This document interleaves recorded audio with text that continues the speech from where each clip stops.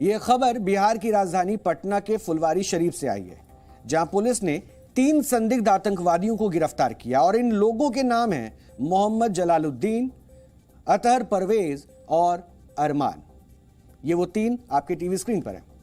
इनमें से मोहम्मद जलालुद्दीन झारखंड पुलिस का रिटायर्ड सब इंस्पेक्टर रह चुका है, जबकि अतहर परवेज पहले सिमी नाम के आतंकी संगठन का सदस्य था, जिस पर भारत सरकार ने प्रतिबंध लगा दिया था। इसके अलावा पुलिस का कहना है कि मौजूदा समय में Athar Parvez Social Democratic Party of India यानी कि एसडीपीआई के लिए काम कर रहा था, जो पॉपुलर फ्रंट ऑफ इंडिया यानी कि पीएफआई की एक राजनीतिक इकाई है। और इन लोगों पर आरोप है कि ये 12 जुलाई को पटना में हुए प्रधानमंत्री नरेंद्र मोदी के एक कार्यक्रम में कुछ गड़बड़ी करना चाहते थे, जिसके लिए 6 और 7 जुलाई को फुलवारी शरीफ में एक बैठक भी हुई थी। इसमें तमिलनाडु, पश्चिम बंगाल और दूसरे राज्यों से कुछ संदिग्धों के शामिल होने का भी दावा किया गया। इसके अलावा एफआईआर में बताया गया कि इन लोगों ने फुलवारी शरीफ में एक जगह भी किराए पर ली हुई थी, जहां मार्शल आर्ट सिखाने के नाम पर मुस्लिम युवाओं का ब्रेन वॉश किया जाता था। उन्हें एक संप्रदाय विशेष के खिलाफ हिंसा फैलाने की ट्रेनिंग दी जाती थी। उन्हें सिखाया जाता था कि वो अपने समाज में जाएं और एक खास संप्रदाय के असामाजिक तत्व और उन्मादी सोच रखने वाले व्यक्तियों को चिन्हित करें, यानी उनको पहचानें और उन्हें इस मिशन में, जो एक संप्रदाय विशेष के खिलाफ नफरत फैलाने का मिशन है, उसमें उन्हें जोड़ें। यानी आरोप है कि फुलवारी शरीफ में एक तरह से टेरर कैंप चल रहा था, जिसका मकसद था भारत में सांप्रदायिक दंगे भड़काना और इस्लामिक कट्टरपंथ और जिहाद के नाम पर दूसरे धर्म के लोगों को निशाना बनाना। मैं सबसे पहले आपको एफआईआर में लिखी कुछ बातें भी पढ़कर बताता हूं। ये एफआईआर की कॉपी मेरे पास है, जिसकी कुछ हिस्सों को मैं आपको पढ़ के बताता हूं, क्योंकि ये लगभग 3 पन्नों की एफआईआर है, जिसमें बहुत सारी बातें डिटेल में बताई गई हैं, लेकिन मैं उसमें से जो कुछ खास पॉइंट्स है वो आपसे साझा कर रहा हूं। इसमें यह जानकारी मिलती है, इसमें लिखा हुआ है बाकायदा, सूचना मिली है कि फुलवारी शरीफ थाना अंतर्गत कुछ संदिग्ध व्यक्तियों द्वारा प्रस्तावित प्रधानमंत्री के पटना भ्रमण के दौरान गड़बड़ी करने हेतु इकट्ठा हुए हैं और इनके पिछले एक पखवाड़े से इनकी ट्रेनिंग भी इनको दी जा रही है। यानी बाकायदा इस प्लानिंग के बारे में इस एफआईआर में मेंशन है कि प्रधानमंत्री का कार्यक्रम होना है, उस दौरान किस तरह से गड़बड़ी करनी है। दूसरी तरफ और भी जो पॉइंट्स हैं जो वाकई सबकी नजरों पे आना चाहिए, उसमें यह भी है कि जब इनके ठिकानों पर पुलिस पहुंची तो वहां गद्दों के नीचे से India 2047 towards rule of Islamic India internal document not for circulation, यानी ये डॉक्यूमेंट, इस दस्तावेज का जिक्र इस एफआईआर में है। इसमें इसका भी जिक्र किया गया है कि अंग्रेजी में लिखा हुआ 7 पन्ने का एक दस्तावेज मिला, जो कुल 5 प्रति में है, यानी 5 कॉपीज वहां पे मिली थी, तथा पीएफआई 20 फरवरी 2021 हिंदी में लिखा हुआ 25 पर्चा और उर्दू में लिखा हुआ 30 पर्चा भी वहां पे मिला था। इस एफआईआर में ऐसी कई बातें हैं जिनको जानने के बाद आप हैरान भी हो जाएंगे और ये भी आप समझेंगे कि कितनी बड़ी साजिश चल रही थी। और 1947 में जब देश आजाद हुआ और उसके 100 साल बाद इनकी मंशा क्या थी, इस एफआईआर में लगभग इस बात का जिक्र कर दिया गया है, जिसे हम लगातार आपके बीच में उस दस्तावेज को हम रखने की भी कोशिश कर रहे हैं और आपको समझा रहे हैं। इसलिए मैंने कहा कि मैं एफआईआर की वो कॉपी लेकर आया हूं, जिससे ये समझाऊं कि एफआईआर में जिन बातों को रखा गया है उससे साफ साफ इनके इरादे जाहिर होते हैं। सिर्फ इतना ही नहीं, इन प्रकार के लोगों के द्वारा फुलवारी शरीफ थाना क्षेत्र में अपनी पहचान छिपाकर बिना थाना को सूचित किए राज्य देश विरोधी मुहिम चलाना, देश की अखंडता को भंग करने हेतु अन्य देश से मदद लेने का आह्वान करना और 2 समुदायों के बीच विद्वेष फैलाने एवं समाज में अशिक्षित और बेरोजगार युवकों को अस्त्र शस्त्र का ट्रेनिंग देकर गुमराह कर शांति भंग करने का प्रयास करना एक दंडनीय अपराध है।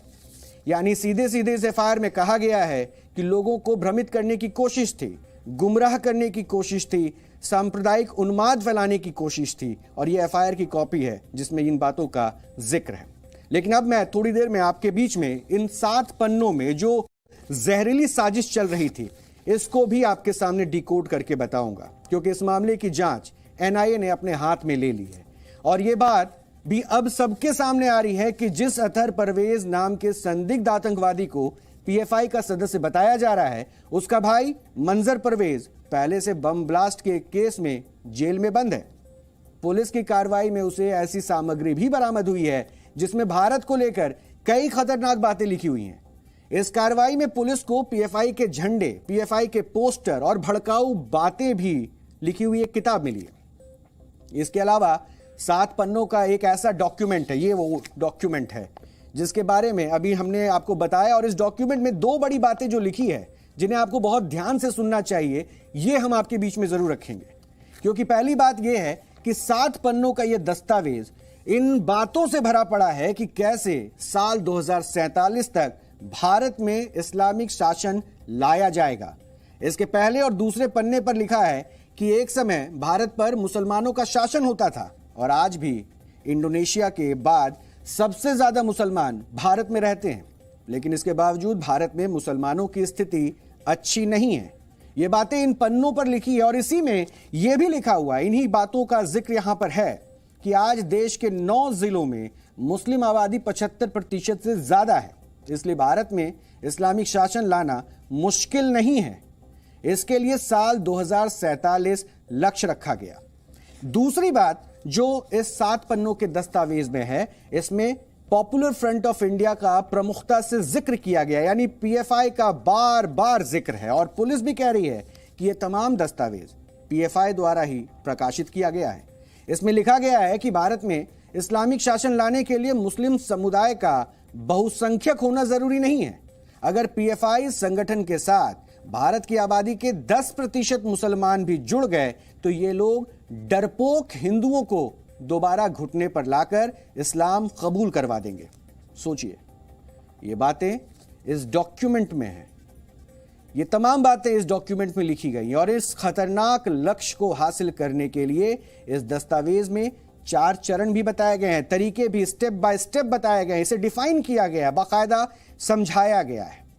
इन चरणों को भी आप भारत के खिलाफ इस्लामिक कट्टरपंथ का चक्रव्यूह भी कह सकते हैं। पहले चरण में भारत के मुसलमानों को बार बार याद दिलाया जाएगा कि इस देश में उनके साथ नाइंसाफी हो रही है, यानी मुसलमानों को भ्रमित किया जाएगा, उनको बार बार यह एहसास दिलाया जाएगा कि आपको दबाया जा रहा है, आपके साथ नाइंसाफी हो रही है। इसी में यह भी लिखा है कि जिन इलाकों में मुसलमान खुद को सुरक्षित महसूस करते हैं वहां भी यह माहौल बनाया जाएगा कि वो खतरे में है,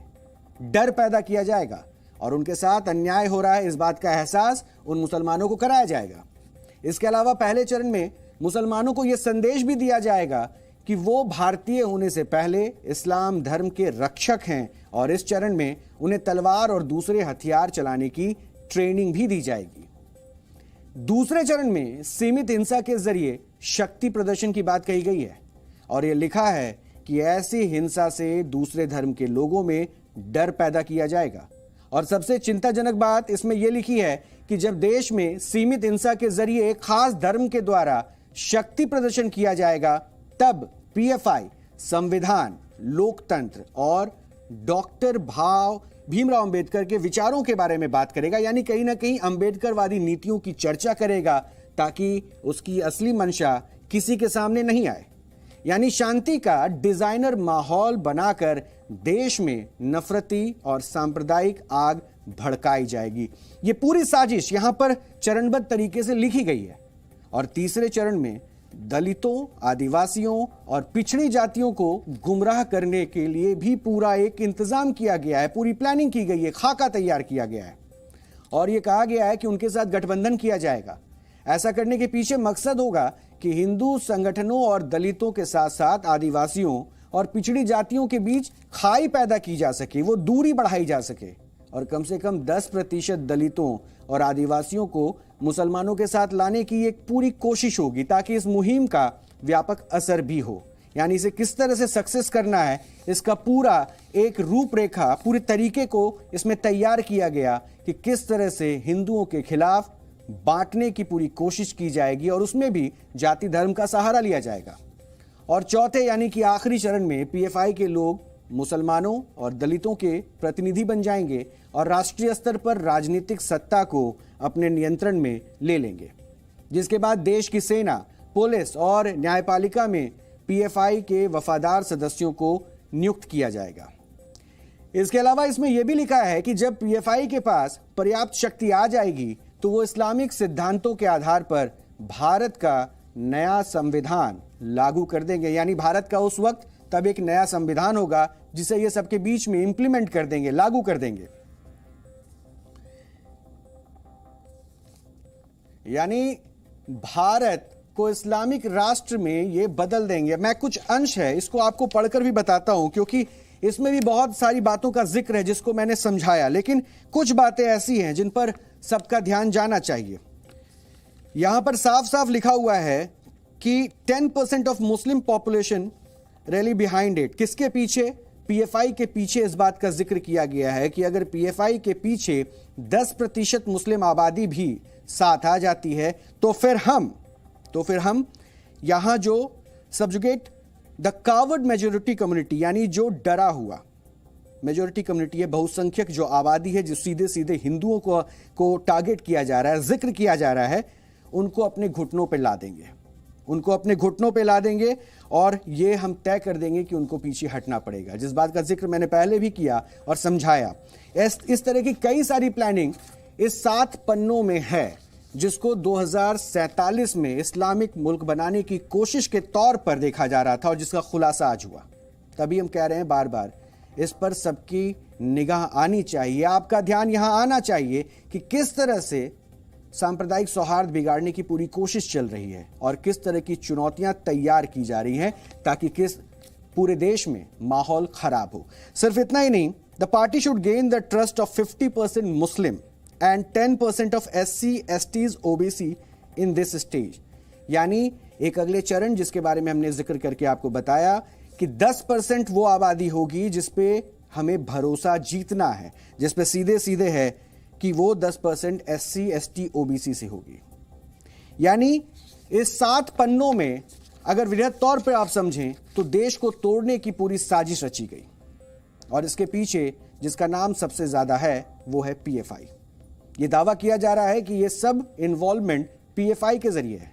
पीएफआई वही संगठन है जिसका नाम दिल्ली में दंगे भड़काने, शाहीन बाग के आंदोलन को फंडिंग करने, केरल में राजनीतिक हत्याओं की योजना बनाने और जबरन धर्म परिवर्तन के भी कई मामलों में इसके नाम सामने आ चुके हैं।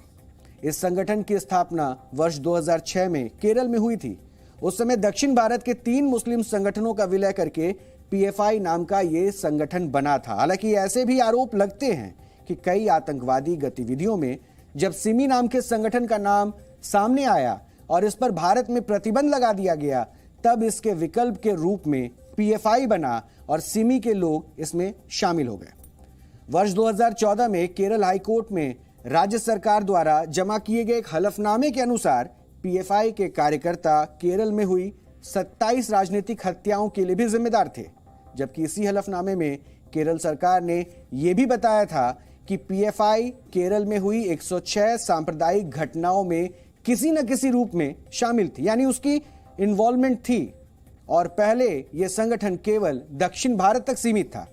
और लेकिन पिछले कुछ समय में इसका विस्तार उत्तर भारत में भी हुआ है और अब यह संगठन दिल्ली में भी उतना ही मजबूत है जितना केरल में है। पिछले ही महीने ईडी ने पीएफआई से संबंधित 22 बैंक अकाउंट्स को फ्रीज कर दिया था और ईडी के अनुसार पीएफआई से संबंधित इन बैंक अकाउंट्स में 60 करोड़ से ज्यादा की रकम भी जमा हुई थी, जिनमें से 30 करोड़ रुपए कैश के रूप में जमा हुए थे। यानी कि इस संगठन का जो बैंक बैलेंस है वो एक बड़ी कंपनी के जैसा है। हालांकि इस मामले में पीएफआई द्वारा कहा गया है कि इस डॉक्यूमेंट से उसका कोई लेना देना नहीं है, यानी पीएफआई सीधे सीधे इन दस्तावेजों को खारिज कर रहा है और कह रहा है कि इससे पीएफआई का कोई कनेक्शन नहीं है, जबकि पुलिस इसके पीछे पीएफआई को ही बता रही है।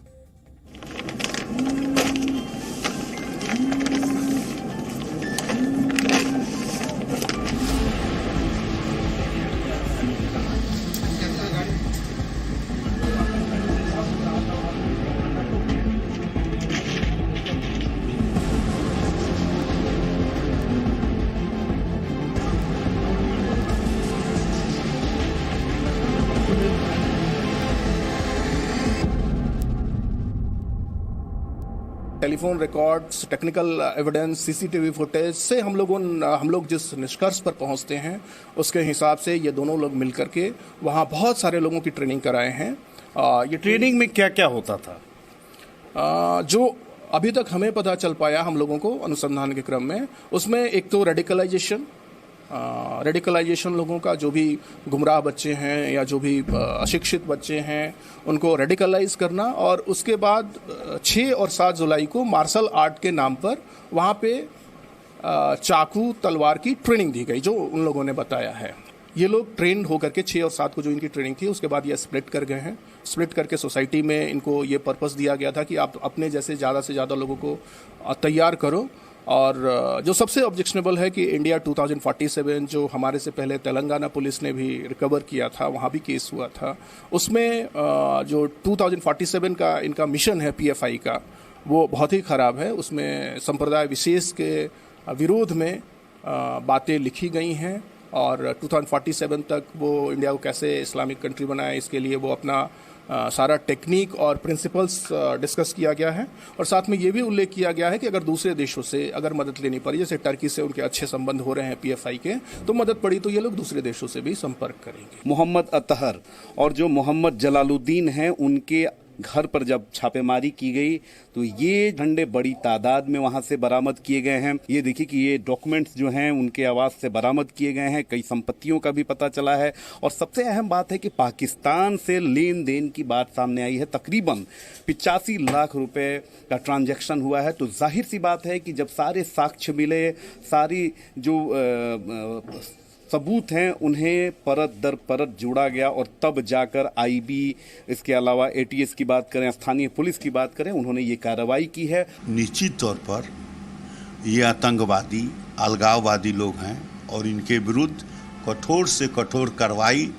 भारत सरकार और राज्य सरकार कर रही है। अभियुक्त जो गिरफ्तार हुए हैं उनके बारे में पूरी तहकीकात की जाएगी। उनके पूरे इतिहास, पूरे उनके क्रियाकलाप और उनके जो अगर कोई क्रिमिनल हिस्ट्री रही है वो, या उनका पूरा मकसद क्या है, वो हम लोग अनुसंधान के अभी डायमेंशंस पर अभी बात नहीं कर पाएंगे कि कहाँ कहाँ अनुसंधान अभी होगा, लेकिन जहाँ कहीं भी ज़रूरत होगी हमारी टीम जाएगी, कार्रवाई करेंगे। ऐसा एक डॉक्यूमेंट जो लोग बोल रहे हैं कि पॉपुलर फ्रंट का ऐसा एक डॉक्यूमेंट है जिसमें पॉपुलर फ्रंट इंडिया को इस्लामी कंट्री बनाना चाह रही है, मैं ऑन रिकॉर्ड कहता हूं कि पॉपुलर फ्रंट ऑफ इंडिया ने ऐसा कोई डॉक्यूमेंट प्रिंट नहीं किया, पब्लिश नहीं किया, क्योंकि पॉपुलर फ्रंट के हर चीज़ आप जानते हैं पब्लिक डोमेन में ओपन है और ऐसी एक बेवकूफ़ डॉक्यूमेंट पॉपुलर फ्रंट कभी बनाता नहीं, पब्लिश भी नहीं करेगा।